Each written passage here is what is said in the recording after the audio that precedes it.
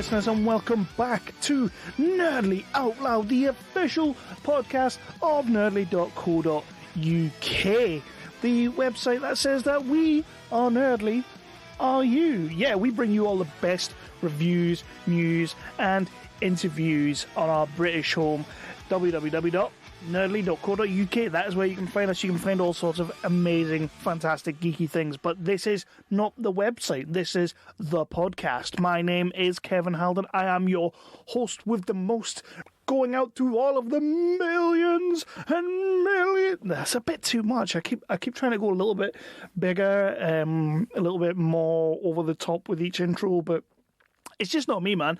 But we are Nerdly. We're Nerdly Out Loud. We've got a fantastic, amazing interview coming up in this episode for our main featured interview. It is with Martin Delaney, the star of the leading role of a short movie, Officer Down, which I recently watched and absolutely loved and raved about it. I wrote a review for the website. It did gangbusters. Everybody seems to really get into this film. A lot of punchy-kicky action, some amazing stunts. Martin Delaney's doing all that good stuff.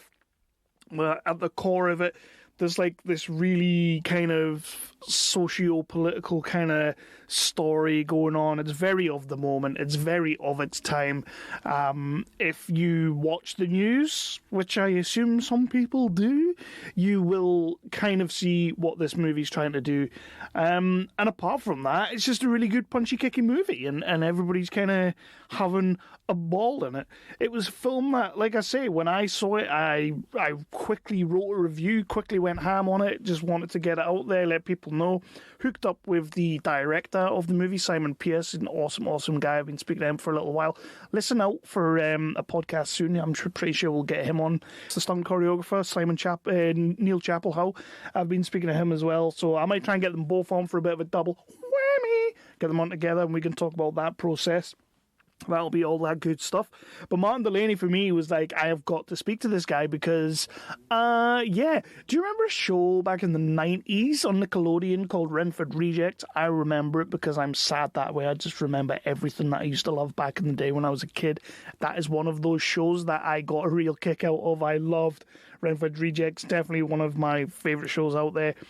Martin Delaney was in it. He played the striker of the football team. He played Jason Summerby. So seeing him in this and getting the chance to speak to him was awesome. And I took it with both hands and I ran with it. So we're going to get into that in a little bit, but we're going to do our usual shtick for this episode. You can find us on the iTunes, on the Podbean, on the Spotify, Stitcher, all those good stuff, all those third-party podcasting apps that you can find your favourite podcasts on. I imagine we're already in your pod docket, but if we're not, give us a like, give us a share, give us a follow, give us all those amazing things. Just type in Nerdly Out Loud. You will find us. We're the only one there.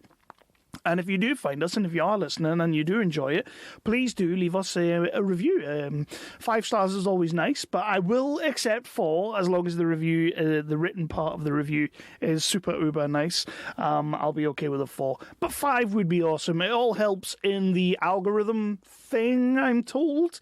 I'm doing this thing with my hand that nobody can see, but it's kind of like I am told that it does amazing things for the algorithm and helps people find us. So do all that, especially on iTunes. I cannot stress enough, unless you are already a massive established podcast on iTunes, or you have an amazing fan base coming into this, like say The Rock decided to do a podcast tomorrow. I see the royal family, Harry and Meghan, they're doing one now. No doubt it'll get like a gazillion listens because of who they are. But guys like myself, the independent guys on the indie scene who are trying to push and promote all these independent movies for you that you may not have heard of, we need your support. We need as much help as we can get from you guys. I love doing this. I want to continue doing this, and so far it's been a blast, and I'm getting amazing kind of feedback from you lot.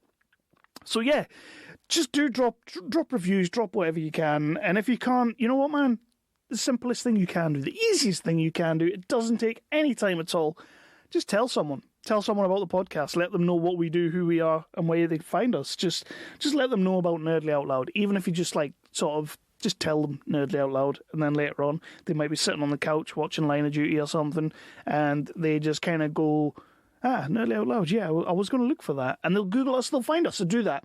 We are also on the YouTube as well. Yes, this is something new for me. I'm enjoying doing this as well. We putting the content out on the YouTube, the videos for the interviews that I do, they will go out there. If you want to see this Martin Delaney interview, it will be a little bit edited, but it will be on the YouTube as well. So you can go and see what the man's beautiful face looks like. You'll even see what my beautiful face looks like if you're into that kind of thing. I don't know. You might not be, but you might. So go over to the YouTube. It is Nerdly UK. That is where you'll find all my videos and other videos from other members and contributors from the team. Phil puts out his unboxing videos on there. He did a fantastic unboxing of a Batman watch, which I am absolutely in love with. I really just want one. He puts all those videos out there. He puts my videos out there. And then he also, Jason Brighow, he was on the podcast a couple of episodes back. He did an interview with wrestler Vampiro. So please do go and check that out as well. He got a little bit of a hand from the cinema guys. That was an awesome interview. I loved that. So again, Nerdly UK on the YouTubes. That's where you'll find everything. We've been scaling up the subscribers. We've been doing pretty well. It's all looking good. I'm loving it. So please do keep going there. All your social medias. You either look for Nerdly Out Loud on Facebook, Twitter, all that good stuff, or Instagram. Or if you just look for Nerdly, because Nerdly is the place that hosts us. We are glad to be there. This is the official podcast, and I love doing this for the team, and it's going well so far. So yeah, we're doing good. We're doing good. But but yeah, so we're going to get into this interview with Martin Delaney in a moment. We do cover the entire spectrum. This is why I wanted to get him on by himself, because dude's had a career. I mean, he's still quite a young lad. Started off on a Nickelodeon football TV show, and he's gone on to work with Clint Eastwood in Flags of Our Fathers, a movie that I absolutely adored. He then went on to work with the likes of Jesse Eisenberg and John M. Chu in Now You See Me Too. He has a bit part in that, and it's a fantastic little scene where him and Eisenberg are just riffing off each other. We talk about that for a little bit. He's now in the Hulu TV show, written, produced, directed, all that good stuff by none other than George Clooney.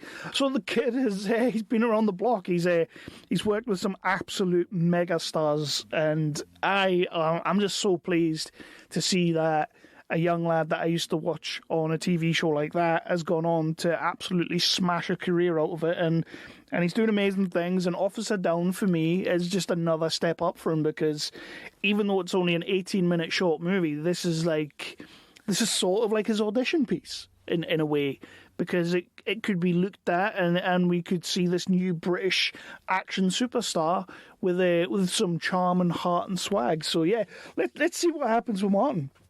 I completely adored talking to him. What a guy. You're going to hear the whole interview in a second anyway. But before we do that, to bookend or to wrap around these episodes, these interviews, I like to read a couple of reviews from the Nerdly website, hence Nerdly Out Loud. Yeah. See, I don't just think of names and just throw them out there. There's always something to it. So I'm going to change up my own game here, because normally what I would do for an episode like this with the interview in the middle, I would normally read my review from the website of Officer Down. That's what I would normally do. It's what I've done in the past. That's what I'll probably do in the future. But I'm going to change it up a little bit today, because a movie came out over Christmas that I haven't actually seen yet. I've been dying to see it. But, it's not been getting a lot of love, and it's kind of upsetting me, and I've got to do my, 2020 roundup of, top 10 movies, and I really wanted that movie to be in it. It sounds like it probably won't be. I don't want to be swayed by other people, but it sounds like it might not be the best movie ever made. So, I'm leaving it until next year, and then it's okay. It'll go by the wayside and nobody will notice. So the movie itself is Wonder Woman 1984, had you not guessed that. Written by Matthew Turner, stars Gal Gadot, that was written by Matthew Turner, who's a contributor to the Nerdly website. He didn't write Wonder Woman 84. Did I make that? I didn't have to clarify that, did I? Well, I did anyway. So Wonder Woman 84. Stars Gal Gadot, Chris Pine, Kristen Wiig, Pedro Pascal, Robin Wright, Connie Nielsen, Lily Aspel. Written by Patty Jenkins, Jeff Johns and Dave Callahan. Directed by Patty Jenkins, which is already a big switch up because... Zach and Deborah, they were all up in there, weren't they? Like, I'm pretty sure Zack Snyder and Alan Heinberg, I'm pretty sure they wrote the first movie. So we got a big switch up here. Patty's running into the writer's chair and running and gunning now. So happy days, creative control. Nice to see DC giving it up, but I mean, from what I'm hearing, possibly not. So let's get into this. Let's see what Matthew Turner had to say. Wonder Woman returns in Patty Jenkins' eagerly anticipated set in the 80s superhero sequel, starring Gal Gadot and Chris Pine, striking a confident balance of action, emotion and character. It's the comic book blockbuster you've been waiting for. Excellent. Loving this already.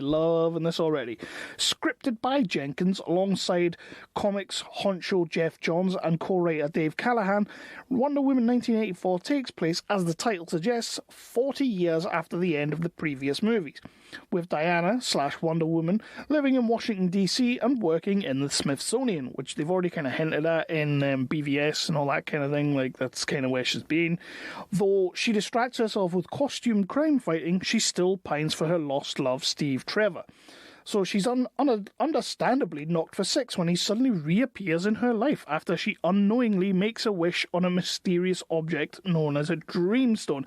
Yeah, I've been reading about like this big MacGuffin of the movie, this dream stone. Nah, I don't love it. Gotta say, I don't love the idea, but whatever. I guess you gotta have something like that. However, that's just the start of Diana's problems, as the Dreamstone also transforms her meek and mild museum colleague Barbara Minerva into superpowered nemesis the Cheetah. Worse still, when power-hungry businessman Maxwell Lord gets his hands on it, he sets a ripple of chaos in motion that could have devastating consequences for the entire planet. I'm a big fan of the Max Lord character, like in the comic books and whatnot. He's not been a massive role. He's kind of like Lex Luthor crossed with, I don't know, Tony Stark crossed with Batman. Like, he's just like, yeah, he's not really got any powers. He's just Maxwell Lord. I remember in the Justice League Dark, or the Justice League Unlimited, or whatever it was called, the one they were going to make a little while back with Armie Hammer in the Batman role. I remember when they were talking about that, Maxwell Lord was going to be in that, and it was going to be Jay Baruchel. I kind of like that idea of Jay Baruchel playing that role, but then Jay Baruchel was basically Jesse Eisenberg, so he'd probably just be like another version of Lex Luthor. So that's all cool. We got that anyway. As with the previous film, a large part of the success of Wonder Woman 1984 is down to the white-hot movie star charisma of Gal Gadot and her equally impressive chemistry with co-star Chris Pine. The relationship here is given an intriguing extra dimension, bringing both intense emotion and amusing comedy, cleverly reversing the dynamic from the previous movie where Diana was the fish out of water in a different time. Yeah, I saw that in the trailers. I like that idea. She was the fish out of water, but now he's kind of been catapulted 40 years into the future. Timey-wimey, I guess, however they've done it. He's getting catapulted, so he doesn't really get the 80s. I like that a lot. The villains are much more interesting this time round, with both Wig and Pascal giving emotionally compelling, even sympathetic character arcs. Wig in particular is a joy to watch as Barbara, with the film paying close attention to the evolution of her character for the plot-related reasons. It's not an instant transformation, and the whole thing is much more satisfying as a result. I like that. Action-wise, Jenkins front-loads the film with a pair of terrific set pieces. The first, a flashback to young Diana, Lily Aspel, fiercely determined, competing in a competition on Themyscira.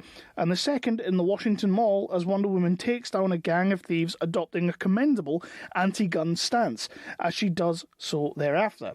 The action scenes are slightly more spread out, especially with the slightly overlong 2.5-hour running time.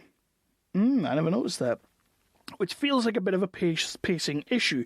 Through the scenes themselves, notably a desert chase with armoured vehicles and an initial face-off with Cheetah are a lot of fun, aided by some excellent special effects. Now, this is a point of contention. I've heard a lot about how the special effects aren't great, and some people are saying this is like because of the lack of Zack Snyder. Apparently, his stunt team and VFX team, they were totally all in on the first movie, and they've all been pulled out this time because Patty wanted to go with her crew, and that's fine. That's fine if DC's giving you the reins, you got to do what you got to do. But I'm hearing here that the special effects are excellent, so it's all good. We will. I mean, I can't give my views on that just yet, but I will once I've seen it. Suffice it to say that Wonder Woman is much closer to the current comics counterpart at the end of the film than she is at the beginning. Now, yeah, so Jeff Johns is, like, he's all DC. He's all about DC. DC Comics, for the most part. I don't hear amazing things about him. I know Grace Randolph on YouTube, she's not got a lot of good things to say about him being part of the whole DC movies. But you know what? He had a hand in the CW Arrow shows and all that kind of thing with Greg Berlanti, so I'll give him the time and I'll give him the day. He is a big part of the comic books. I don't think he's had anything to do with Wonder Woman comics as such, but I mean, he's been part of the whole universe, so fair play. Like, it kind of puts him in good stead. In fairness, Wonder Woman 1984 isn't entirely without flaws. It's fair to say that the 1980s setting is disappointingly underused, for example, other than for gags involving Pine's wardrobe choices. There's not even a big 80s soundtrack moment, which seems like a missed opportunity. Absolutely, if they're not going to throw in some like top-class Take On Me as they get into the Invisijet, I'm not happy.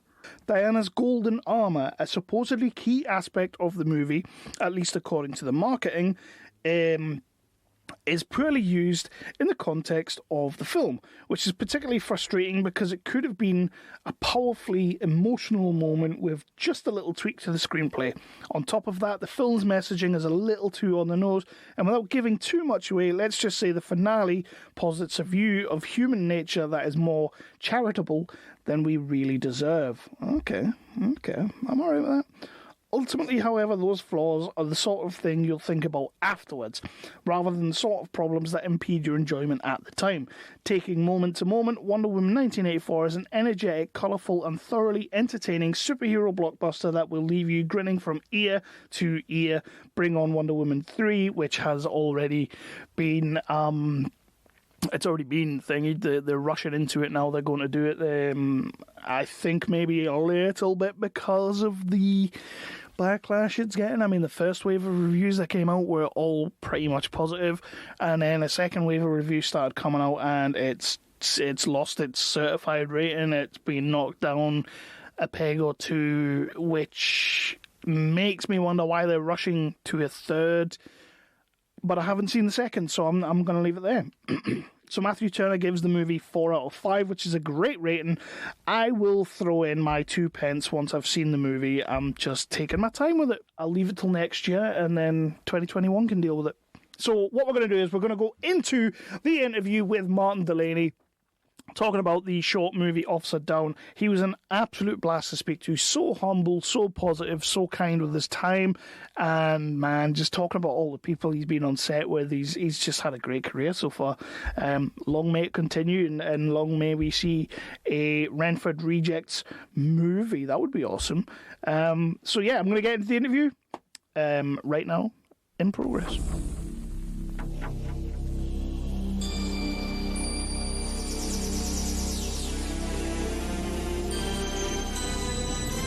And now, our feature presentation.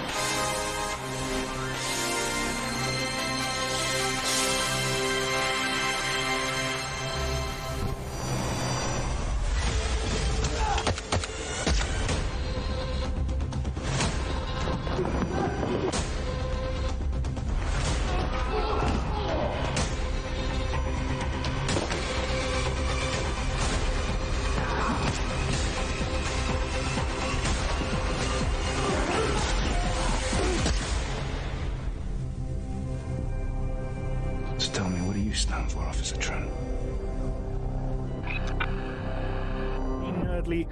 How are you today, Martin Delaney? Yeah, very good. Yeah, thanks for having me on the show, Kev. It's I really appreciate it. And you're here in my living room, I guess. This is I know, right? It's ready for Christmas. It's weird, like this. I mean, obviously everything that's going on. Well, let's start there. Actually, how are you keeping during these mad mental times, and how are things going? Because you've kind of released, or Upside Down was released a little bit before this, but it's kind of hitting festivals right now, and you can't really go out and do it. Yeah, no, it's been pretty weird. Obviously, like for everyone, it's been a really strange year and difficult in different ways. And I think also the arts industry has taken its own particular hit, and certainly acting. I think one of the encouraging things is that content is definitely less in terms of TV and film, but I do think the industries are doing a great job of trying to make sure it's a safe environment, and that's really encouraging. Talking to director friends and writer friends and how it's going. But it's been a bizarre old year. It's been weird. We're lucky, like my wife and I moved out to this part of, we're not far from where we were in sort of southeast London, Kent. So we're right in this new tier 4 magic, which is going.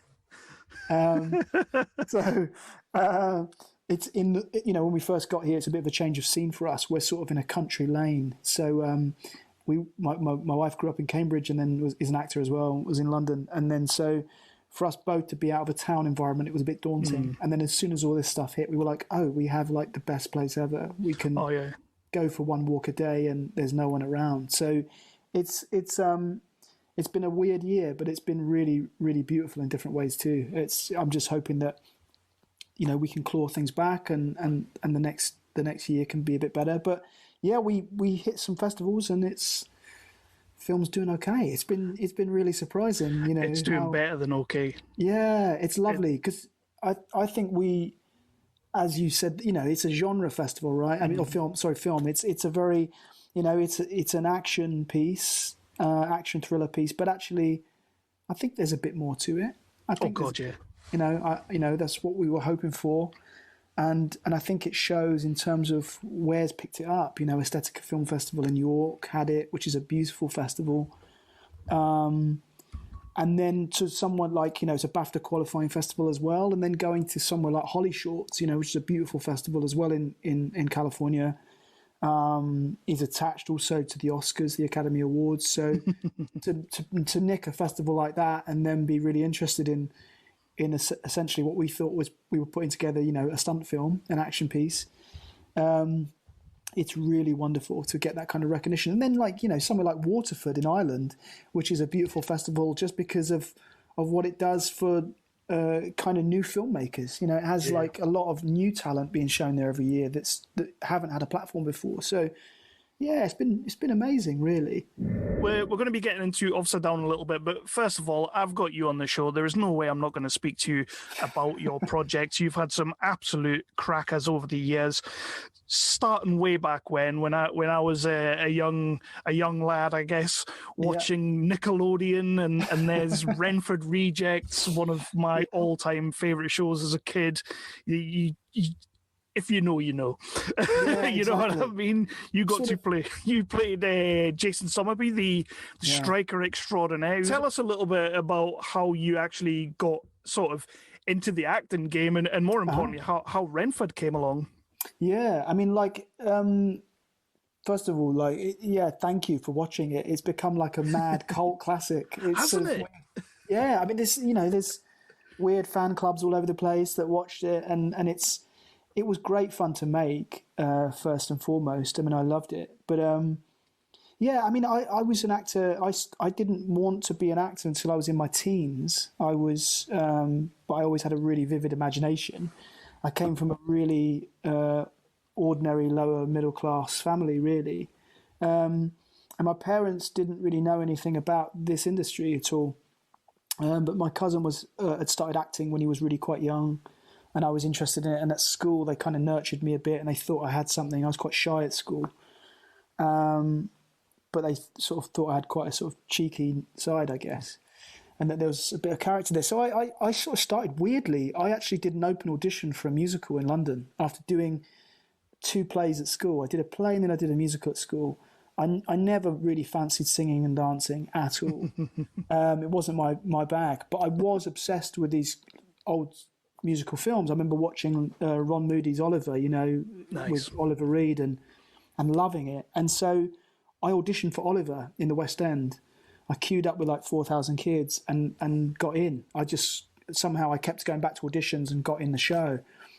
And in the meantime, I rang an agent. Like I was quite determined as a sort of teenager. Nice. And I rang a children's agency and they took me on. And I knew that I was going to be in Oliver. Sam Mendes was directing it, who's obviously amazing. And Sam had said yes to me being in the show as one of the young ensemble cast members. And then I was sort of put into the second company of kids coming in. So I had the rehearsal period, which was quite long when you put up a new show. They had normally you get like 4 weeks, but actually with a new show, you get like a few months. Yeah. So I had like 6 months before I was going into the show because they had this big rehearsal period, then the first turnaround of kids. And I joined this young person's agency. I auditioned for another musical over Christmas, which was Peter Pan. And I did it. So I landed that job. So I did 2 musicals. I did Peter Pan and then I went straight into Oliver. And the weird thing is that Peter Pan had Ron Moody from the old Oliver film was playing Hook in our Peter Pan. Nice. So I worked with him. And then I went on to Oliver with Jonathan Pryce and Sam directing and great people. And I loved being on stage. I loved the musical stuff. I picked up the dance stuff pretty well, even though I was untrained because I did a lot of martial arts when I was young. So it was a bit like kata, I guess. It was a bit like learning a form. Mm-hmm. And so I did the show a couple of times. I went back and then I sort of broke away into TV and film and started doing the odd bit. I've not really been back to musical theatre, but I've done stage a bunch of times. But yeah, I just one day get a call, so, can you audition for this football show? And I'd done a couple of bits at the time, actually. I'd done a couple of kids' shows for ITV, just episodics, and I'd done an episode of like Pie in the Sky, which was an old sort of 90s classic TV on a Sunday with Richard Griffiths, brilliant show. Playing a really public schoolboy, like in that, like really posh kid. And then Jason Summerby came along in Renford Rejects. And I remember going to a bunch of auditions and yeah, our final audition was at Willesden Park, which is where we filmed all the football. We turned up and there was just two of all of us, 2 of each of us. It was like, oh, this is horrible. And a 5-a-side game. Yeah, exactly. So we had to sort of do a bit of football. And I think generally speaking, what people probably don't know about the show so much is that we had to be all right at football in order to look terrible and also have moments when we were then good. So football was actually a big part of our audition process and a big part of our rehearsal. It's quite unheard of nowadays, but we used to have like 3 to 4 weeks of rehearsal every season, and we would rehearse the hell out of the scripts as much as we could and play a lot of football and nice. Get sort of fit. Yeah, so I loved it. I mean, I was just, getting paid to play football every summer, I come from a big footballing family. Like my brother was a pro footballer and my dad was a decent footballer. And so it was amazing to sort of, just kick about every summer. It was amazing. So who's the best footballer out of yous? Out of the guys, I would say, ironically, it was probably Roger Davis who played Vinny. For those who don't know this show, I mean, we should probably give a bit of background. Renford Rejects is a football show that was made in the 90s. It was the first time that Nickelodeon made a UK show. Mm-hmm. So it was all, in terms of comedy dramas. And it was a show about a terrible bunch of footballers at school. And so they couldn't make it into the school team and they formed their own team called the Renford Rejects. Well, they were called the Renford Rovers or something. And then the main team was the Rovers. Yeah. Was it the Razors? The Razors. I think those guys changed the name or something like that of our entry. So we ended up going into the league being called the Renford Rejects. And so it was a bit of a bullying thing. And so the idea was that these guys were just mad. Like in the whole remit for the show with these American producers was like, we want it to feel a bit like a cartoon with actors. It was quite a colourful show, and it was quite silly in places, and acting very over the top as a result. And I played Jason, who's the captain, and he was really working class and really fun, I think, but really annoying at times. He could be a real pain in the bum.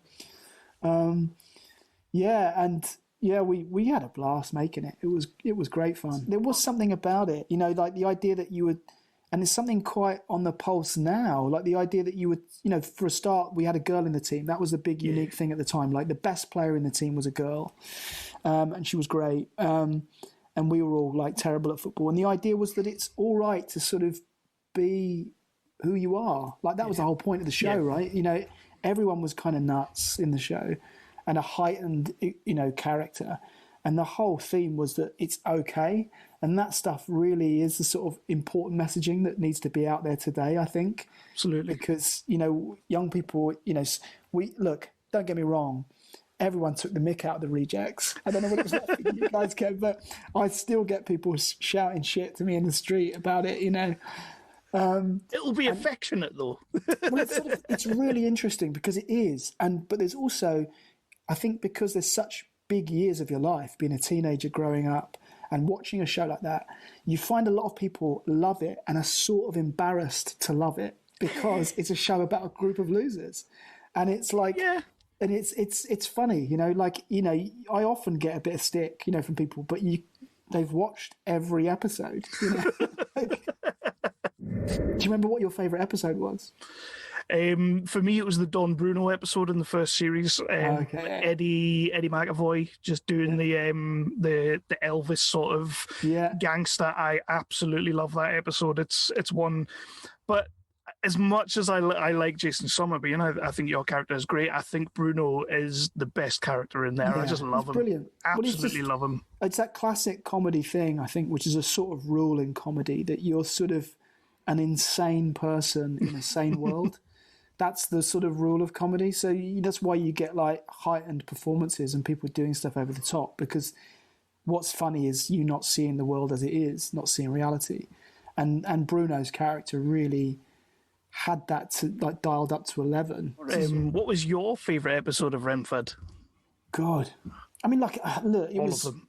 it was good fun. I mean, look, there's some that sort of do spring to mind sort of instantly just because of how fun they were to shoot. Like the in season 1, we did 4 years of the show, and in season 1 I had a really big episode because the first season was all about establishing the guys, really. Yeah. So we all had like 2 episodes each, and Jason, the whole idea about him was that he was supposed to be a bit of a bullshitter. So he was really covering for this. Look, there was stuff that the audience never found out. For example, like we had these character bios, and Jason was supposed to come from a broken home. He was supposed to have, a single mum at home and really struggling. So everything about his bravado and his confidence and cockiness was just covering the fact that he felt terrible about not having the same stuff as everyone else. And there was some stuff about that in the episodes about him being a bit poorer than the other guys. Yeah, you get that in the first series when I think you go. Is it Wembley you go to, or no, not Wembley? We go to QPR. That's it, QPR. Yeah, that was one I was going to mention. Was so brilliant to film. Great episode. Yeah, we actually, it was directed by a guy called Bob Altman, who's great director, American guy, friend of the producer and creator Stephen Baywell, and we just had a blast. Not only was he a great director, but to go and film at QPR, I was going to go on the pitch. I went on the pitch. I got to do like one-on-ones with Stan Bowles. Like, it's just bizarre. Like when you talk about, for anyone who's not seen this show, that's mad. I was doing one-on-ones with Stan Bowles on QPR pitch. Like what? And he was great. Stan and I became good friends for a long time. Like he and my dad got on really well and met afterwards.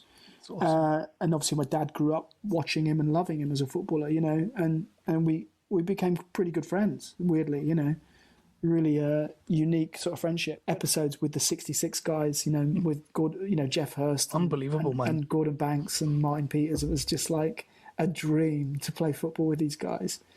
to play football with him, not even with him. You know, we were playing football with these guys, you know, and amazing. And then we had Zola and Keown, you know, do an episode, you know, at the time when they were big deals. Like Keown was still captain of Arsenal, I think, at the time. I loved all that stuff. And actually, I really loved Jim Rosenthal and Bob Wilson, you know, being part of it. Jim's son used to watch it. Tom, who's now a great comedian and great actor, Tom Rosenthal. Yeah. And so Jim would come up and go, you know, I can't say no to this show anymore because my son loves it. Like, it's too late. Like, it's like, you know, I can't not do it. And Bob Wilson as well. And they'd get together and have a blast. And we'd get them, you know, the exec producers and directors would just put them in a room, you know, and set up the studio, and they'd film little sections for like multiple episodes all at one time, you know. So I guess it was quite straightforward work for them. Was there any one person that you got to meet on the show that kind of, because obviously there was loads and loads and loads of footballers on there, but was there anyone that you kind of stood back as a young one and thought, holy crap, like I'm meeting this guy? Yeah, I mean, it's weird, isn't it? I think, like, for me as a young actor, I really liked. So when we had, like, you know, we had Alexei Sayle do 2 episodes. Yeah. He did a tiny bit in one episode in one season, I think season 2. And then he came back in the 4th season when we were filming this mad cowboy episode in Sardinia. And Alexei was really good friends with the exec producer, Stephen, as well. And he's like, yeah, I'll come back and do an episode and play this kind of, you know, comedy guy. I mean, Alexei's work is, you know, is brilliant. Like, I'd always, you know, watched him as a young, you know, viewer of this stuff and admired him. And actually, it was really amazing having like Tony Slattery in.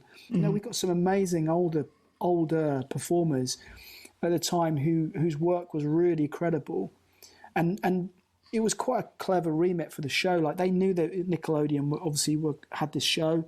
They wanted to hook the parents. They wanted to make sure there were people in there that the parents could watch it and get the jokes. But I guess in terms of footballers, it was probably, you know, the 66 boys. You know, I just couldn't believe they wanted to come and do it twice. They came back and did it again. You know, just lovely. George Cohen and all these guys, really. And you know, you really reflect on that stuff, you know, because we've lost Martin Peters and Gordon Banks in the last couple of years, like, you know, one each year. And so to reflect on that stuff and to think that we had an opportunity to hang out and play football was amazing. Really amazing. Yeah, but they had an opportunity to hang out with the Rejects as well. Well, like you said before, it seems to, especially over the last 3 or 4 years, it seems to have really picked up like this amazing little community that's going on and this cult following that. I just love it. It's that and Rejects and Dream Team as well. It seems to have sort of. I think because they were sort of out around the same time. You know, at the time my girlfriend worked on Dream Team on the production team, and actually Roger Davis, who's a lovely actor who played Vinny, went on to Dream Team. You know, there was a lot of similar circles we were all in. You know, Phil Barantini, who was in Dream Team, then worked with Matt Leach, who was Stuart. They both did Band of Brothers together. You know, so we would. You know, and Phil and I hung out a fair bit. You know, we were all seeing the same people. You know, and you had this one that was sort of trying to be like a soap that was kind of real, and then you had this sort of stupid one, and it was good actually because, you know, there aren't many good football shows or films over the years, and the fact that both those were going at roughly the same time and people loved them. You know, maybe it must be that purple strip. It must be lucky. It is the purple strip. It definitely is. The purple strip is just lucky. It's safe to say that. I mean, I could sit here and talk about Rejects for you know, hours and hours. Sorry and hours, if you don't know the show and you've been... That's the thing. People are like, I tuned in to hear about this short movie Officer Down. What's going on here? Yeah. But there's no way I was going to have you on and not talk about that for a quick minute. But aside from Rejects, you've been in many shows, like you said before, TV shows. Some episodic stuff, some long running stuff for you. 2 Pints of Lager, Family Affairs, Shortland Street. How did you end up in Shortland Street? Was that not like a New Zealand program? Yeah, Shorty Street is like I think we had it here for a while. It's the equivalent of, it's their longest running primetime drama. So it's a bit like having Coronation Street, but it's a hospital drama. So it's a bit like Casualty. So it's like, I think we showed it in the daytime at some point. I remember seeing it on, but I was kind of like, when I saw your name on the credit, like on the IMDb, I was like, was that not like, that was Australian or something? Yeah, New Zealand. Yeah, I lived out there for about 8 months. Nice. So I did, like, not long after I did Rejects. Rejects we did for like 4 years. We got nominated for a BAFTA, I think, in the first year, which was pretty cool, for a show like that. But I went off and did a soap afterwards, Family Affairs, that you mentioned. Yeah. It was a small soap on like Channel 5 at the time. It was one of their only TV dramas that was homegrown. And what it was is I was leaving the show. I'd come to the time I want to do just one more contract. And generally our contracts were like 6 months to a year. Once they sort of like you and get you up and running, they want you to sort of sign a year every time. Yeah. I'd been doing the show for about 3 years, I think. I'd been up for a bunch of soap awards, which was really lovely, and all this kind of stuff. But I realised that I was on a bit of a ladder that at the time I wanted to have a bit of a break, and I wanted to go back to doing, 3 months on a project, and then doing another project. And so I decided to leave this show, Family Affairs, and the producer agreed for me to have a sort of shorter contract on the way out. And what was happening is, a good friend of mine, Lawrence Wilson, who's a really lovely director, he's currently working on shows like EastEnders and stuff, does a bit of that kind of soap work. Brilliant director.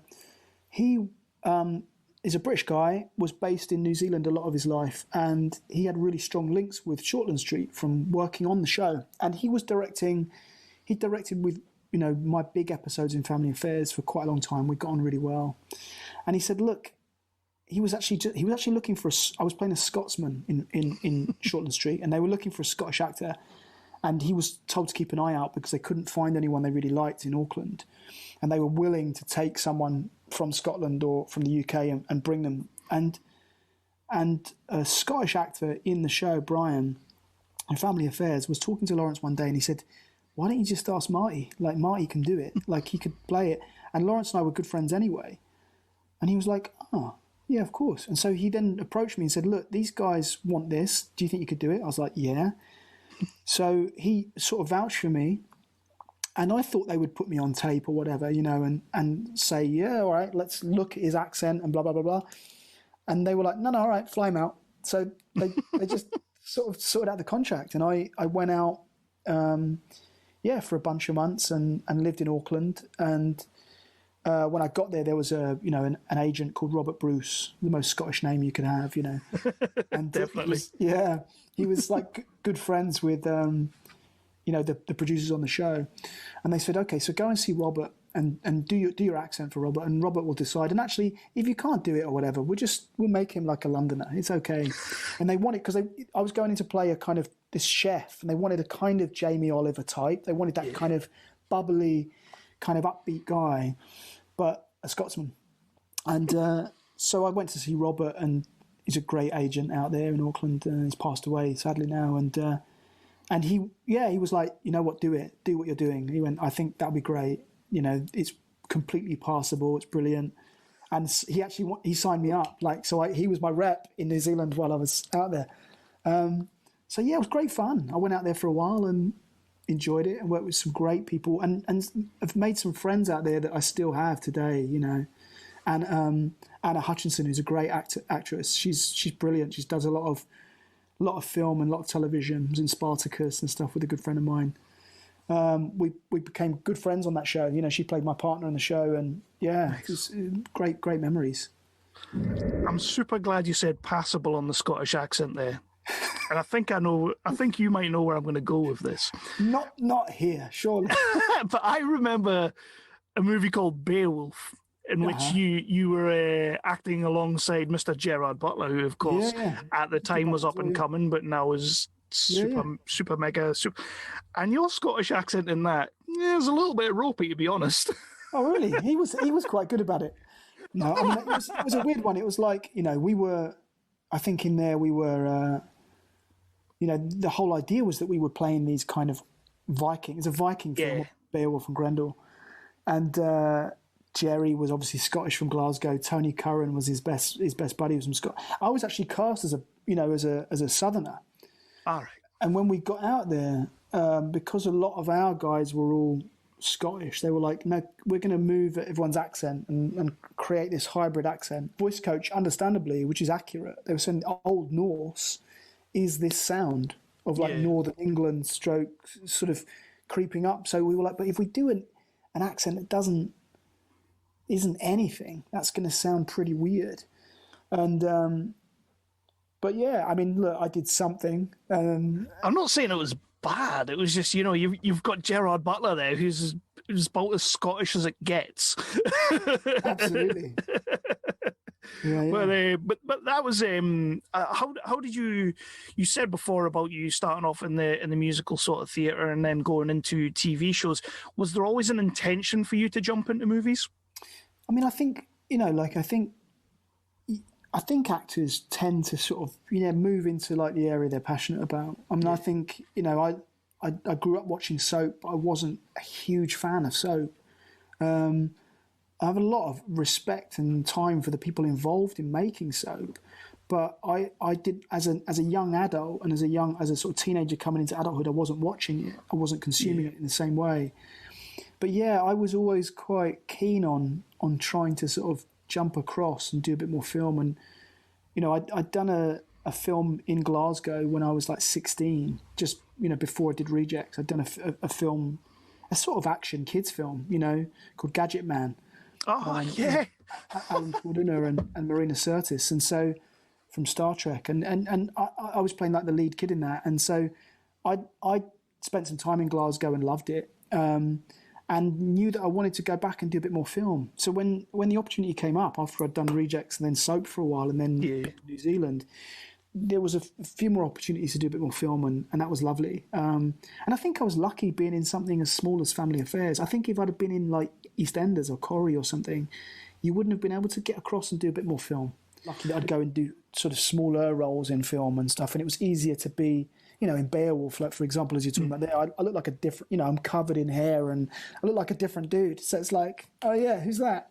But I think being in a soap that was quite small meant that it was passable when you crop up in stuff, and it's been the same, doing things like Zero Dark and now you see two and Catch 22 and stuff. People just accept it now. Jump onto that. You've already. Throughout your career, you've already been working with some fantastic names already, the likes of Sam Mendes and everything, but you kind of followed up Beowulf with a little bit more TV stuff through the years, but you had some parts in Clint Eastwood's Flags of Our Fathers, which is a movie that I absolutely loved. I adored that film when it came out. Catherine Bigelow, the Zero Dark 30, another fantastic movie with a phenomenal cast, sharing scenes with Jesse Eisenberg, Now You See Me Too, who... I mean, Jesse Eisenberg's just, for me, he's one of those actors, I don't care what anybody says, I love him. Like, he's brilliant. Yeah. And a really good guy, He seems to be a little bit Marmite with a lot of people, but generally, I just love everything he's in. I think he's great. I love the way he worked as well. With that stuff we were doing in Now You See Me Too was like, it was only like two sort of small scenes or one sort of big scene set in two parts. And it's in one of the big heists they do quite early on in the second film.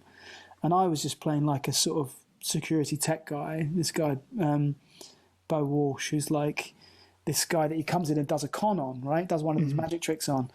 And I remember when I auditioned, the script was there and I had quite a long chunk of dialogue like in the movie, but we were sort of talking over each other. And so when I got the job, John Chu, who's a great director, we did Crazy Rich Asians and In the Heights is coming up. And, John was like, we're going to keep that. We're going to have that energy. And, so Jesse was just brilliant at us really listening to each other because we sort of ad-libbed a chunk of that stuff too. Yeah. So, you had the sort of, Ed Solomon's wonderful script and he's a brilliant writer.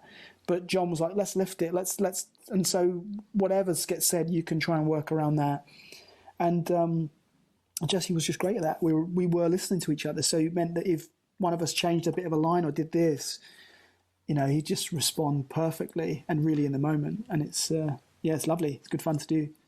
It's a great little scene that you have, and it is kind of like one of those moments that when the first time I watched it, like instantly I saw you and I'm like, it's Jason Zombie. Jason's in there doing an American accent.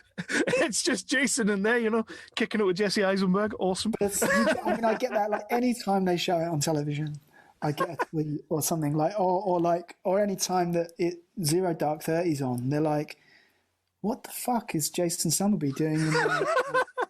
Like, what? How is he capturing bin Laden?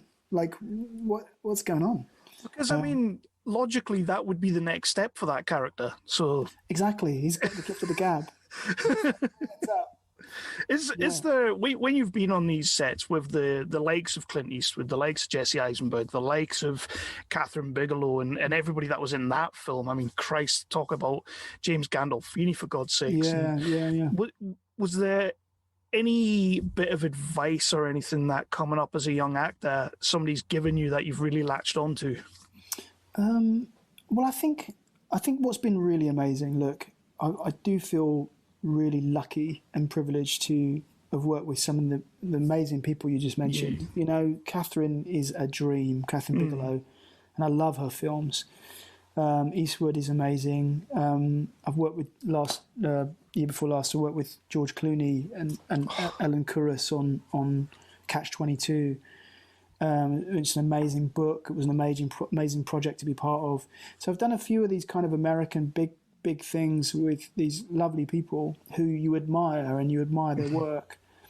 The thing that always stands out to me about these people at the top of their game is that they're lovely. I notice when you go on these sets with people who are at the top of their game is they trust you, which I think is incredible. But we're professionals, but you still expect to go on there and be a bit like treated with kid gloves, I guess. Yeah. But Eastwood, I never forget work. I did Flags of Our Fathers the year after I made that Beowulf and Grendel film. Yeah. And I shot it in Iceland as well, where I filmed Beowulf and Grendel. And it was a dream of a set. We had a lot of trouble filming that Viking film, but the year later when we were out there playing soldiers, in Japanese beaches, I was like, this is like, it was just a dream of a set. He's a really nice guy. He's a very calm director, and he really trusts you. And I remember talking to Ryan Philippe about the scene, one of the scenes we had. One of the scenes is cut out, but the scene that I had when I'm taking him into the cave was a tiny bit in the film. Mm-hmm. But I remember chatting to him. We had a drink that night, and he was like, it's just that it can be quite daunting because as an actor, you need a bit of reassurance, and you think that's what you want from the director. But actually, working with these people, they're so trusting and so lovely. I just feel really grateful. I just want any young actors out there that really want to be, doing amazing work and working with great people. And look, let's face it, there's going to be loads that are surpassing anything I'm doing. I just want you to feel confident and trust that these people that are, that you're watching their work and you admire, they tend to be good people. It tends to be the people kind of halfway up the ladder who are a bit of a dick. Catch-22 with on Clooney's set was brilliant. He's just he's brilliant. He's great. That was the next thing, because I've only seen the first 2 episodes of Catch-22. I need to get back to it and I need to finish it off. But that is another cast of people that I'm in love with Kyle Chandler. I think everything he does, he's just perfect. And he was in Zero Dark as well. Actually, I didn't get to meet him on Zero Dark, but we were working, in the same, hanging out in when we were in Sardinia for that. If you ever speak to the man again, just tell him that Friday Night Lights makes me cry every single episode. And I'm not ashamed to admit that. Yeah. But yeah, Catch-22. So this is directed, produced and everything by George Clooney, who I think is a magnificent director. Confessions of a Dangerous Mind is one of my favourite movies of all time. I just love it. Yeah. So what was it like on that set with all these fantastic people, and you're doing a war show, but it's kind of a bit of a comedy with serious undertones, and what was it like? It was brilliant. It was brilliant. Look, for a start, I remember there's 2 old versions, I think. I remember watching one of them growing up and loving it, and also, you know, watching MASH and loving MASH, and so it's the same flavour, you know, the absurdity of war. It's got a very MASH feel to it, yeah. Yeah, and look, for me, it was just an audition with, you know, that I was taping in my front room with my wife, you know, helping me out. I didn't think much of it. I had a great scene to prepare.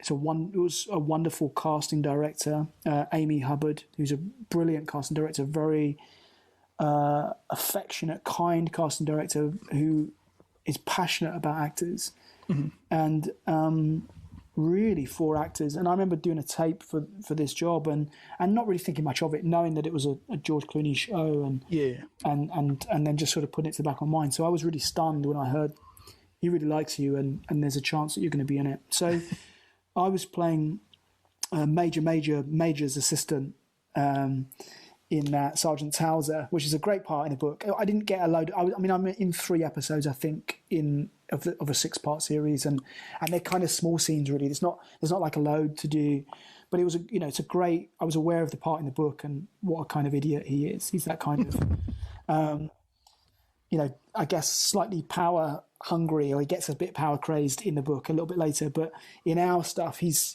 sort of serves as this guy to be a pain in the backside for Chris Abbott's character, Yossarian, and sort of stop him from getting in and seeing Major, played by wonderful actor Lewis Pullman. So, yeah, I mean, look, Grant Heslov, who's George Clooney's business partner as well, and produces stuff, both great, and Grant's a great actor as well, lovely actor. But it was Ellen Kuras as well that I was really, like, blown away. She was directing some episodes, and I was like, oh, man, like, when I got the job, I was like, I can't believe the people I'm going to work with on this. This is amazing. Like Ellen has been a great director of photography for years, and made movies like Blow and Eternal Sunshine and The Spotless Mind, and I just loved her work. You know, I was already like those films would be very different films without her aesthetic. Yeah, and so I was like, I can't believe I'm going to get a chance to work with her, and she's directing now, and George as well, just an absolute dream. He's just the most charming, lovely guy. But my first day was the first day of the whole shoot, and I was the first scene of the whole. Oh God! The whole shoot. It was just Lewis Pullman and I doing the scene where I go in and he's newly been made the major, and he's like, no one can come in. Yeah. And it's that thing of like very Blackadder, like, I don't want to do the job. I don't want to have any responsibility. So just don't send anyone in to see me. And I'm the kind of, poor innocent soldier who's got to listen to this bullshit about like, so when do I let people come and see you? Because that's your job. Just never. Only when I'm out. Okay. So when you're out, they can come in. And it's great writing from Luke Davies and David Michaud, who are brilliant writers. But that whole thing of the absurdity of war and orders, the fact that everything is a loophole, that you can't do something because it's said in writing, and the whole piece is about this, it's like that Blackadder Goes Forth episode when he's trying to explain how he's mad. You can't say you're mad. So Yossarian can't get himself out of the war, because if you have the awareness to say you're mad, you can't be mad. That was the first thing we did of the whole thing. And I remember Lewis and I, we'd already sort of hung out a tiny bit. And it was quite a tough scene. Like, it's quite a tough scene to make sense of because it's so fast. Yeah. And we got on set and we ran through it, and he was really lovely, and he's a great actor, by the way, Lewis Pullman and Bill Pullman's son. And he was just like, oh, now it makes sense. Now you're here, like we can make it work. It makes sense now. And I was playing him as playing Towser as a sort of New Yorker, daunting as hell. That first, to kick off the whole shoot. Yeah. And I remember George said to us afterwards, he was like, we're sending that stuff to Paramount later. So it was like, to basically prove to them, that it's a good show to make, that it's great, that we're everything's going well. And also, I think because the scene really sums up the Catch-22, that this whole story is based on. So I was like, oh, no pressure. Just, Lewis and I going up there trying to sort it all out. You've got production people running around you trying to out all sorts of stuff at the same time. If the scene doesn't work, the show doesn't work. Yeah. I don't think they'd have pulled it if I'd have been that bad. They'd have just pulled me. They'd have been like, let's get him out of it. No, they wouldn't have. But it was great. I mean, I loved it. I was out in Sardinia filming. Actually, I've done a bunch of projects out there. Weirdly, it's become a really topical place to film. And just beautiful. Like, you know, we went out a bunch of times, and my wife ended up coming out on one of the last times we popped out there, and it was lovely. Yeah, really good fun. Well, you've had a cracking career so far. You said at the start it's been very varied and everything, but you've worked with some phenomenal people. You know, no matter how big or how small the role is, you've worked with just some of the best in the business, and it's amazing for someone like me who just loves movies and who loved a TV show back in the day that you were in, to see where you've gone to and the sort of projects you've been involved in. So what we're going to do now is we're going to talk about Officer Down. Yeah, of course. Because this short movie, 18-minute short, absolutely fantastic. It's very tense. I believe my Tense as Hell made the trailer, which was nice. Yeah. It's always nice to see my name in a trailer. That's it, yeah. I'll never be in the movie, so I might as well get in as a quote. That's brilliant. That was good. But it's a very socially aware short movie, as I mentioned earlier. Joseph Alton, Ben Turner, yourself. How did you end up in this short, and what attracted you to the role?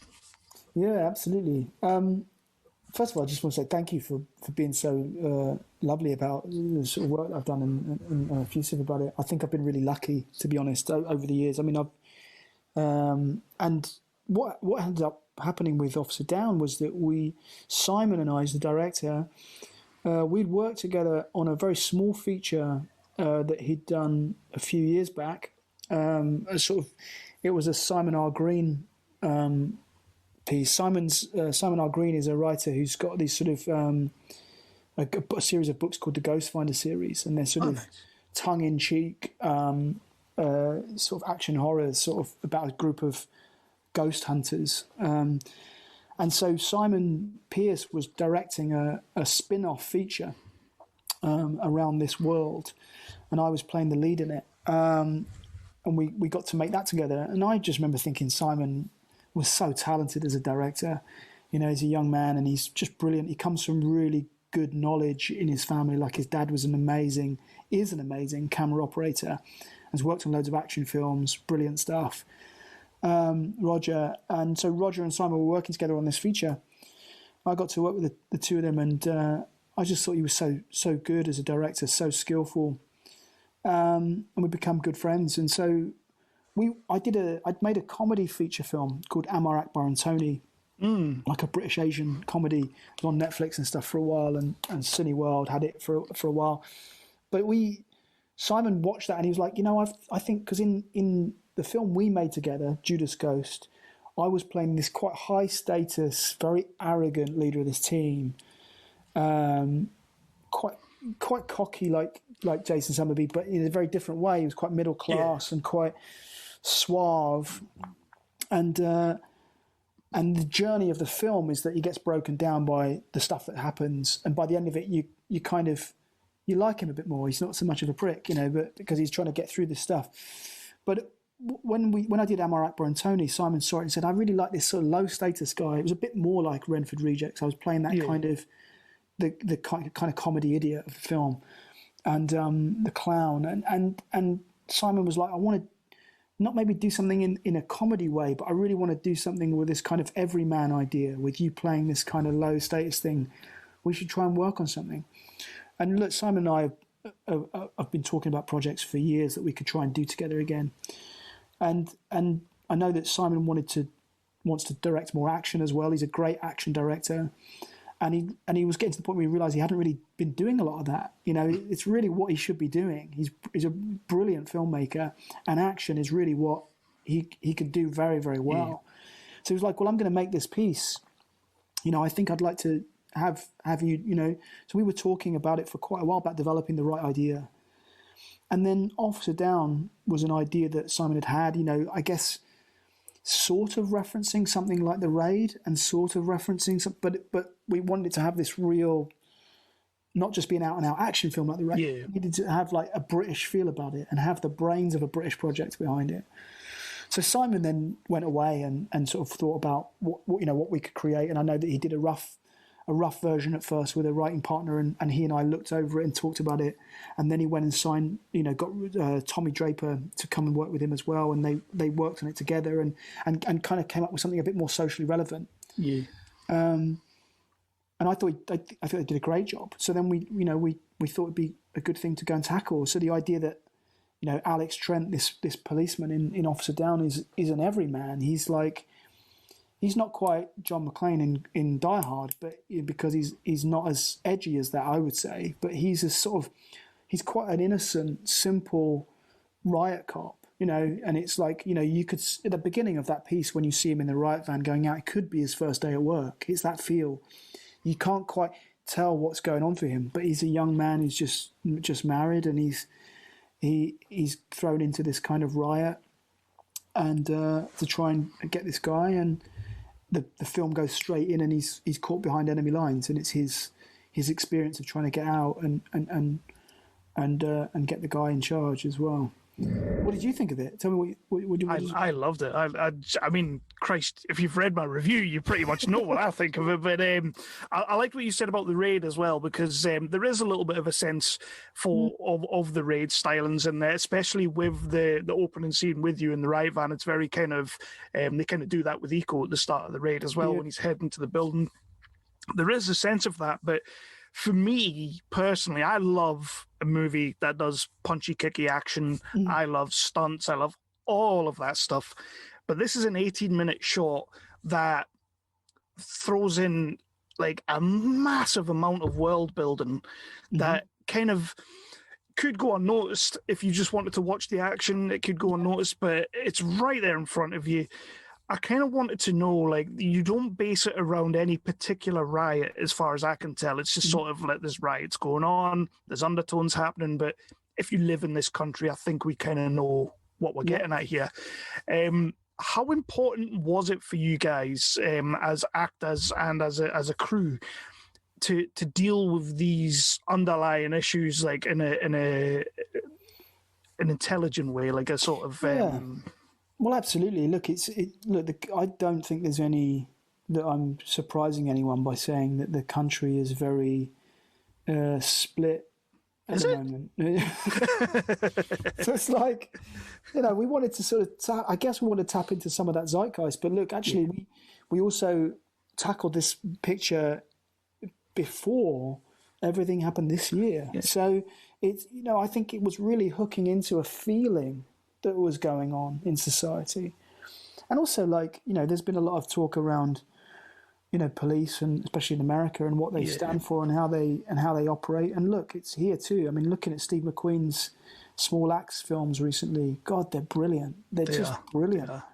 And seeing that kind of, what does it mean to be doing a job as a soldier? What does it mean to be a soldier or a policeman where there's an element of it that's mindless, because at some point you have to. The job is to sort of take an element of your own judgment away and do this task, which is fulfill this task, capture this person, or make this arrest. But of course, you're relying on every individual to still have that human side of them. And gosh, I don't. There's lots of people working so hard in these jobs, doing these jobs. Friends of my, one of my dad's best friends was a policeman who was murdered off duty. And, it was like, I understand the real tough stuff of this task and this role. Yeah. Where Ben Turner's character, Elijah, is talking about how he's disenfranchised and the problems that he's faced. And he's hinting at the racism that he's faced, as well as the social problems that he's faced. And you completely understand what he's talking about. Yeah. He's a man that's tipped over the edge, but you completely understand where he feels angry, to put it, bluntly, I think. Oh, and definitely. it's wrapped up in all that complexity, and I think that's what's really successful about the piece.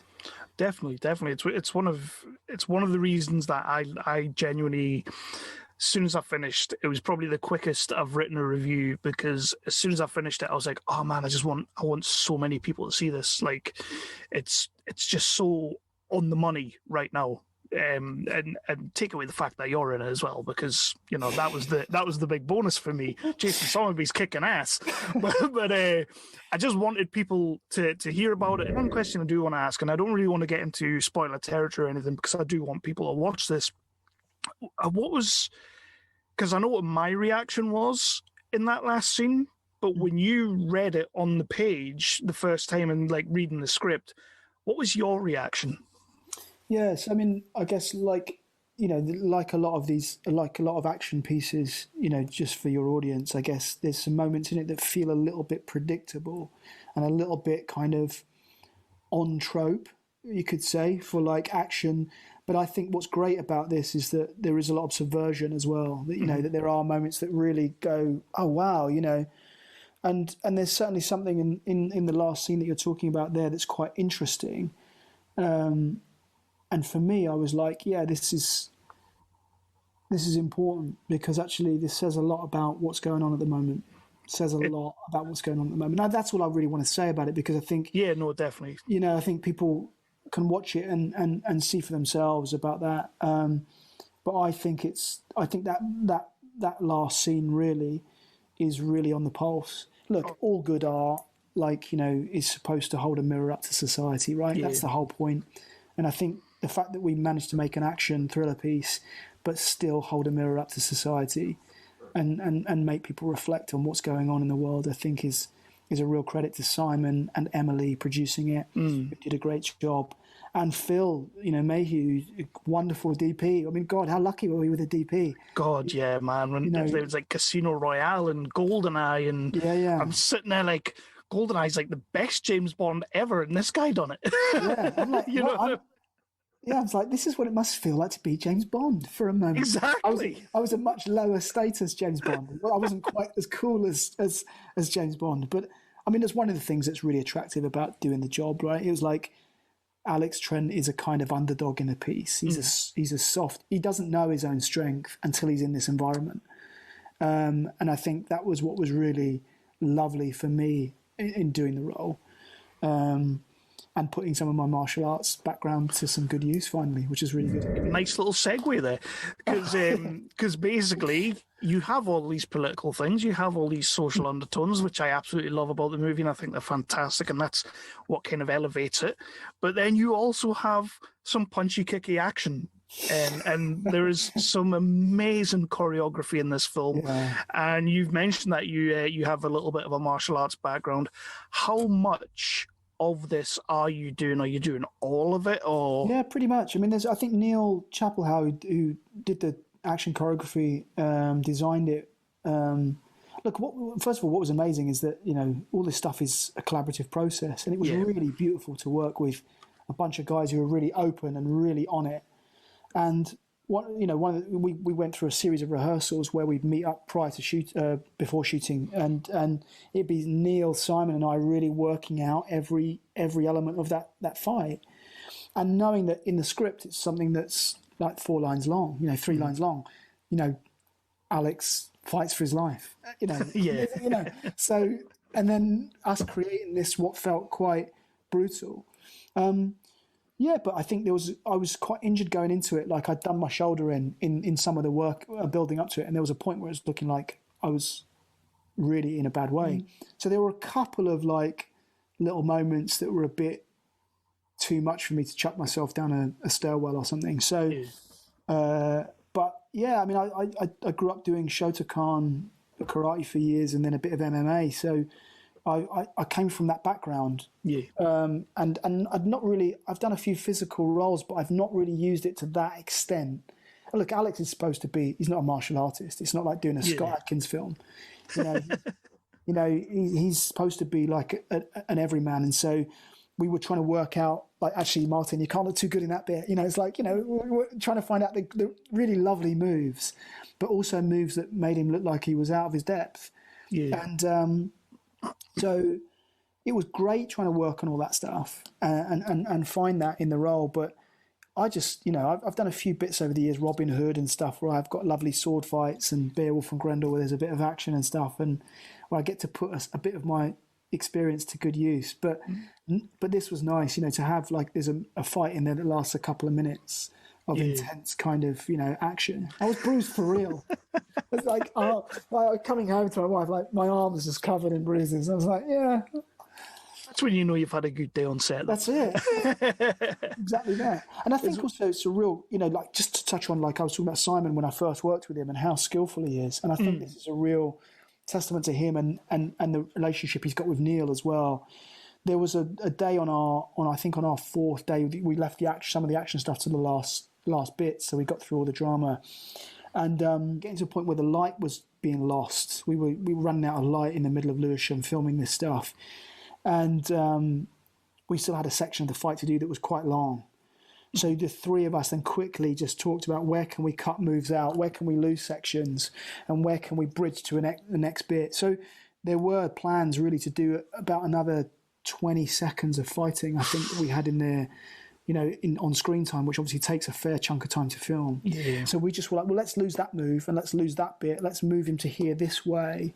And that's where Simon's really skillful, where some directors would lose their shit and panic. And where Neil and Simon have such a good relationship that the three of us could then go, what can we chuck out? And what can we move on with? So, and I think it works really well. The way that whole fight still ends up the way we want it to end up. It just gets there maybe a few moves quicker. The bits that really stand out for me during that fight, again, I don't really want to do any spoilers, but the camera move when you pull the guy over on top of you is just gorgeous. Like the way it just sort of, and then obviously you getting booted into the massive pillar. I was just sitting there, I was like, this is incredible. And then 10 minutes later, I'm sitting there thinking, we are a shit country. Exactly. We were so lucky with the guys that we worked. Like Neil had some great people like Joe Golby and stuff came and helped do the building of the scenes, and then obviously Miguel and Adi on the day were great stunt guys. So we were just really lucky that like you say, low budget, short, but actually the team we had, the actors we had. Joe Alton's a great actor. Ben Turner's a great actor. Like both those boys, I really admire their work. The fact that we could get us all together, get Phil together, get these great stunt teams and Simon and Emily, like to create something really wonderful, was pretty unique. It was pretty cool. It's doing fantastic, as we've said a little bit earlier.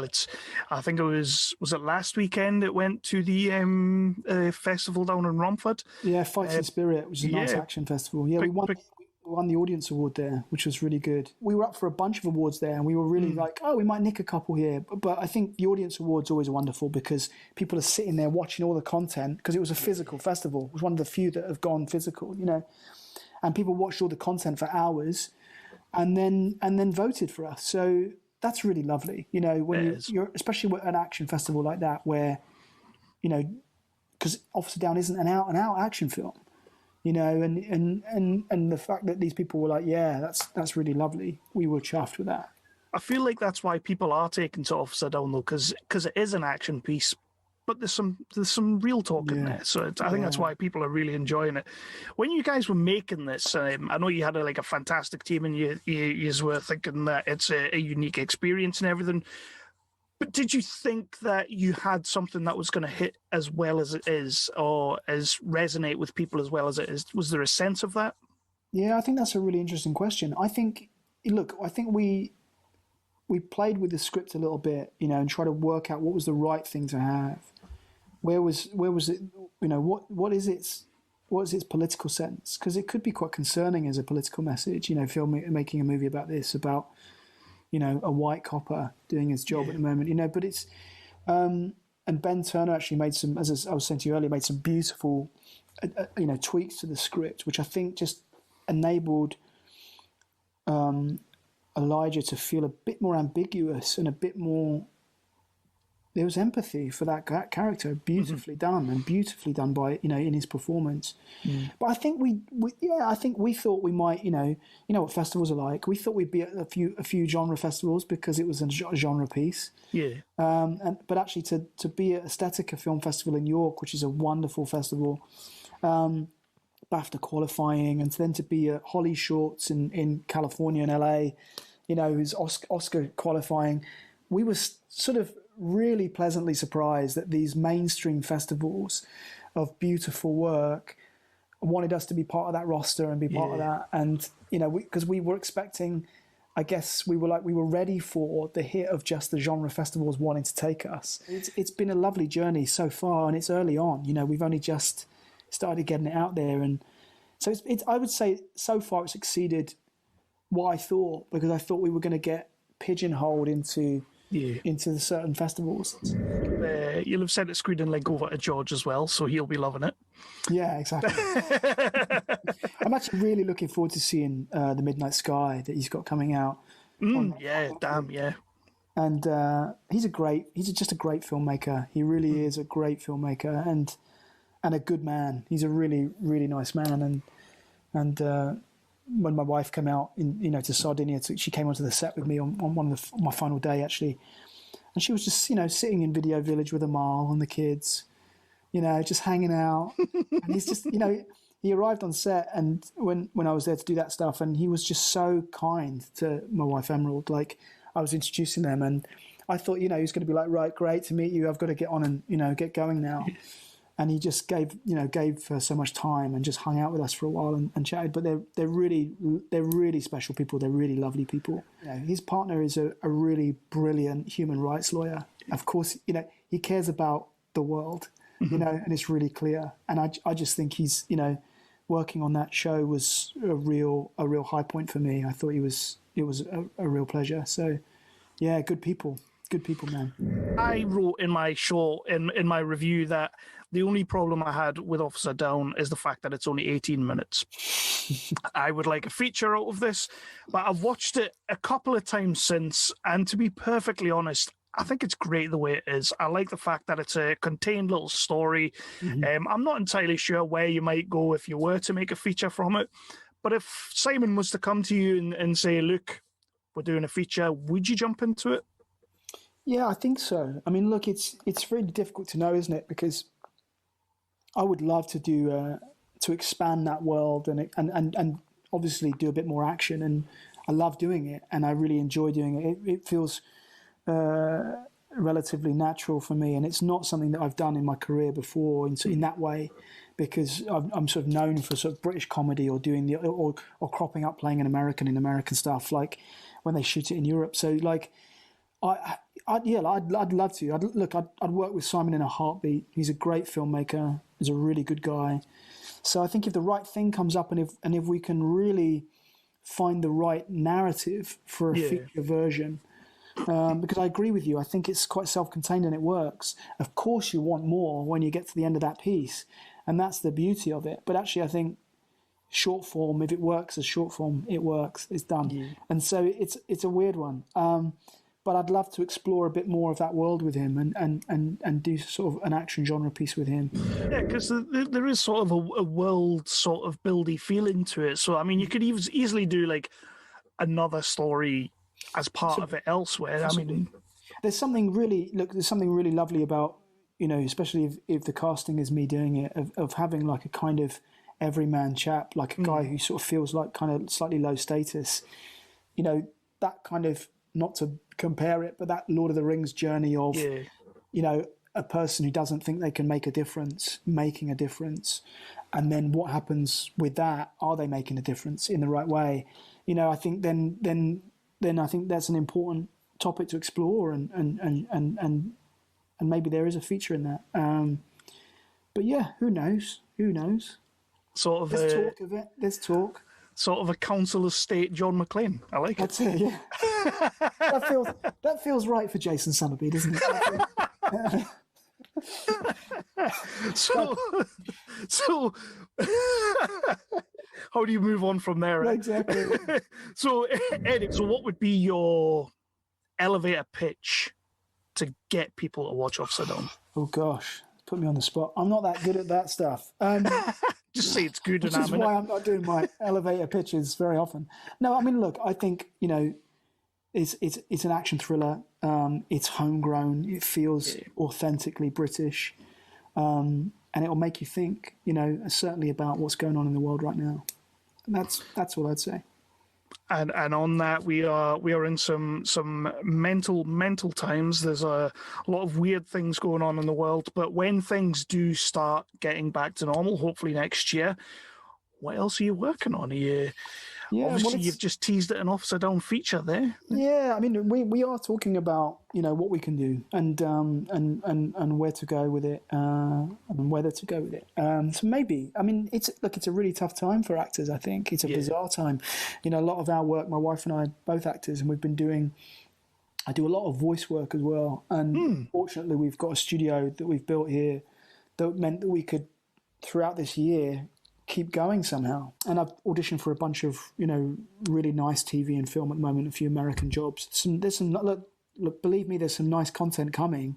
It's really lovely to be part of that, even in an audition process. But so who knows? I mean, we'll see. But I imagine hopefully at some point it'll be another American gig for me somewhere along the lines. And we'll see. I think I did see that. I want to quickly ask about, because it's been a bit of a running theme with my interviews over the last 4 or 5 years. Whenever I have someone come on the show and I look into previous projects, there's one project, if I see it on the IMDb, I am going to ask about it. I only ever ask one question about this particular project. Okay. When you worked on the bill, did you share any scenes with Reg Hollis, the legend that was or is? Yes, I did. That's amazing. I did when they moved to 3-parters. They were big hour-longs, actually, and then they started to join them. So I did a big 3-parter with Andrew Paul, who played Quinnen. Nice. And he's a lovely guy, actually. And Reg Hollis was in there a couple of times with him. But actually, we shared the studio with the Bill when I was doing Family Affairs as well. So I used to see him around the building all the time as well. So yeah, we were next door. It was like Family Affairs and the Bill. We're in this studio in South Wimbledon. I know it's a weird question, but I always have to ask it. I mean, Reg was a legend, and it's one of those things like I explained at the start. I'm a fan of these projects. I'm a bit of a geek, and the Bill seems to be something that for some reason it sticks up here. Well, it was one of these things where it did so much for young British actors coming up. Like everyone was in it.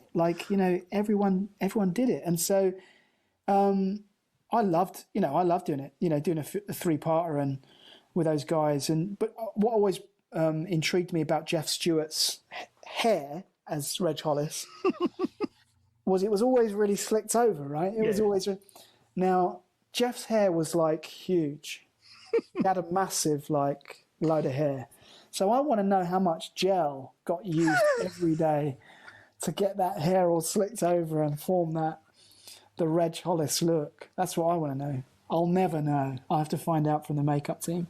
He's a legend. He's a legend, yeah, brilliant. You've worked with the best in the game, big and small, but you shared scenes with Reg. Exactly. Honestly, Martin, this has been absolutely fantastic. Thank you so much for coming on. When I saw Officer Down, there was no way I couldn't not speak to you. It's aside from the nostalgia kick that I get to have with you of the movies and the TV shows and movies in the past, Officer Down's just one of these movies that I really want people to see, and you are incredible in it. I think everybody's fantastic in this movie. You've all done a wonderful job, and I just want people to pick up on it and see what's going on. Thank you so much, man. I really appreciate you talking to me today, and thanks for being so lovely. And I'm just sorry for taking up too much of your time, Chris. We're all doing sod all before Christmas. This has been fantastic, and if I ever do get that Renford podcast on the go, you will be my first call, because Yeah, we need some Renford in our lives. Yeah, there might be a real market for that. There's some people that really would love to hear a bit more about it, I guess. And again, I really want everybody to check out Officer Down. It's doing the festival rounds, so if you have a look on our social medias or anything like that, yeah, you it's will another hole in the head at the moment in San Francisco. In fact, till the 27th of December, you can still get it online. But do check it out on all these different festival runs. I want people to see this because it's saying something. And a short movie nowadays that has punchy, kicky action doesn't often say something, and this one does.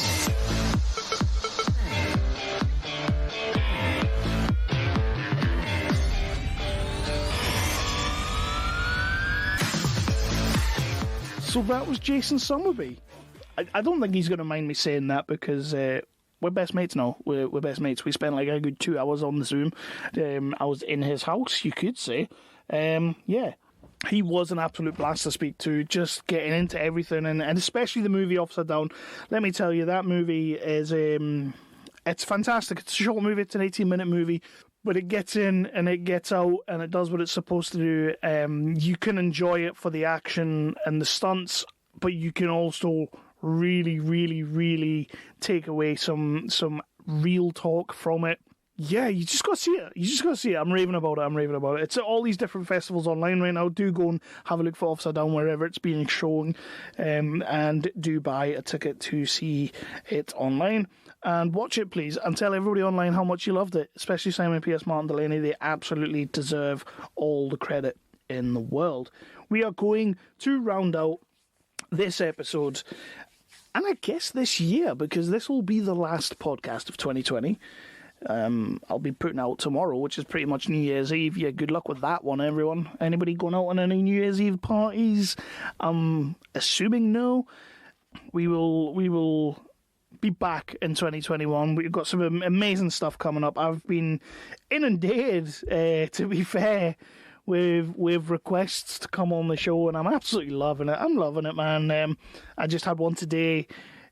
Don't really want to say too much about it, but a big action star. He's been doing his thing for the last 20 years.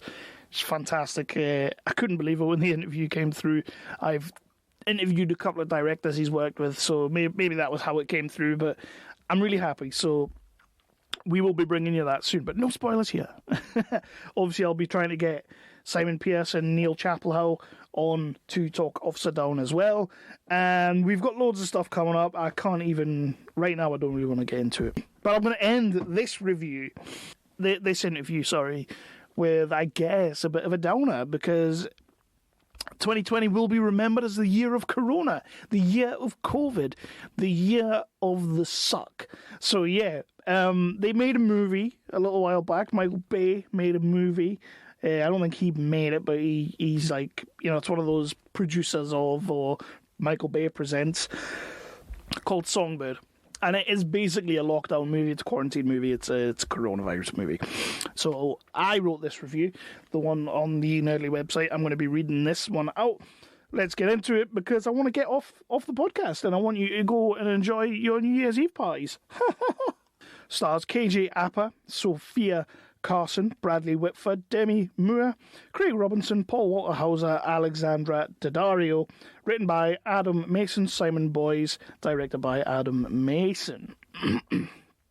So let's get into this. Songbird. I feel like in the pantheon of missed opportunities, Songbird is going to go down as one of the biggest. So much so that I was initially so disappointed I wasn't going to bother reviewing this one.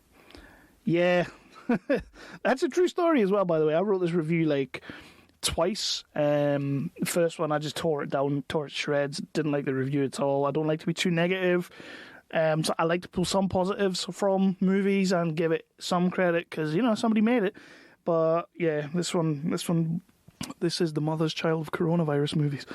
I have been quoted as saying more than once that one of the things I'm worried about on the other side of this god-awful year we call 2020 is going to be a barrage of pandemic COVID lockdown movies.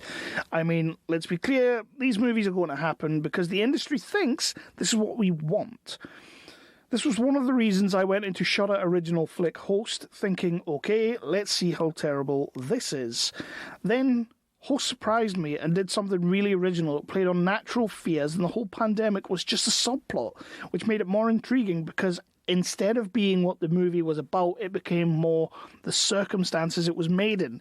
These actresses had to do everything themselves, including camera work, stunts, during a lockdown, and that is, to me, pretty impressive. You know, these are things I stand by. I interviewed all 5 of the girls from Host on the QuaranCon for Cinema Guys and Hobie.